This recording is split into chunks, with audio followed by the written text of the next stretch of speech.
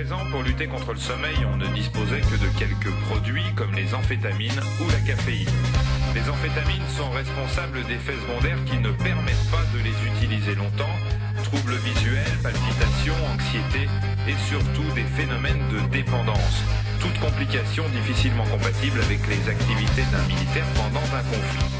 Des singes ont pu être maintenus éveillés pendant 4 jours et 4 nuits.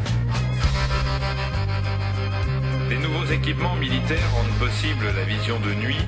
Il n'y aurait donc pas de répit en cas de conflit, d'où l'intérêt de ce médicament qui maintient une vigilance quasi normale en l'absence de sommeil.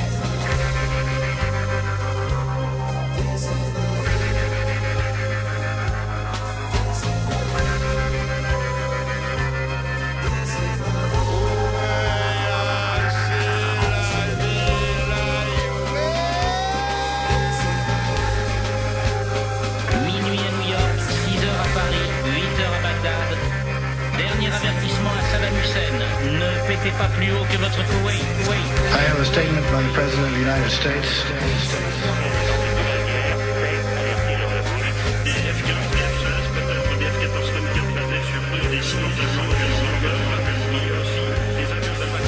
Sound Market のスタジオはすっかりマノネグラとそのファンたちに占領されてしまいました。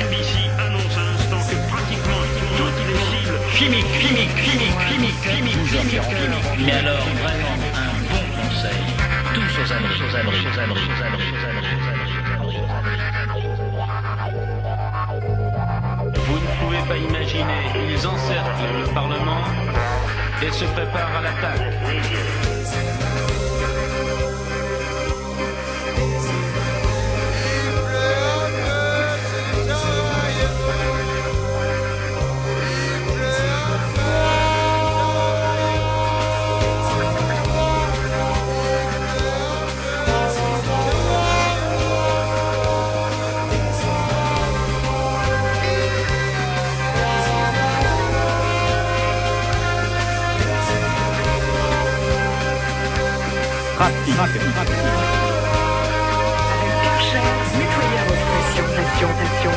Le soleil est si beau que...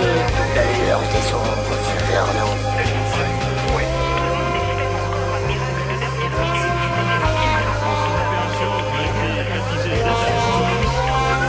Les secours maritimes m'ont retrouvé hier le chalutier Le Rouillon sous le parking.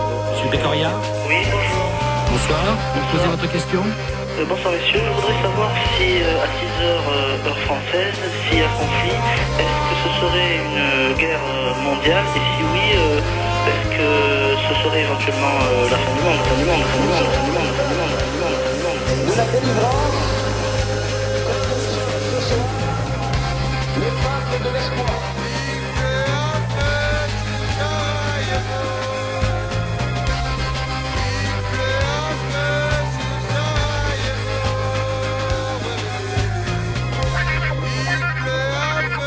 Patrice Bertin, il est 2h moins 10, il est 3h moins 10, pardon, du matin.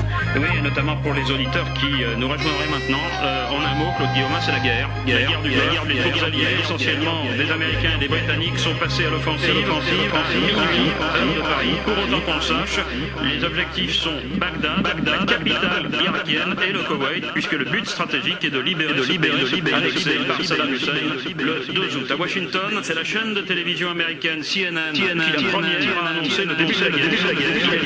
Il était minuit 15 heures de Paris lorsque l'envoyé spécial à Bagdad de CNN a réalisé le reportage que vous allez entendre. Je mets un micro à la fenêtre, je pense que vous pouvez entendre le son.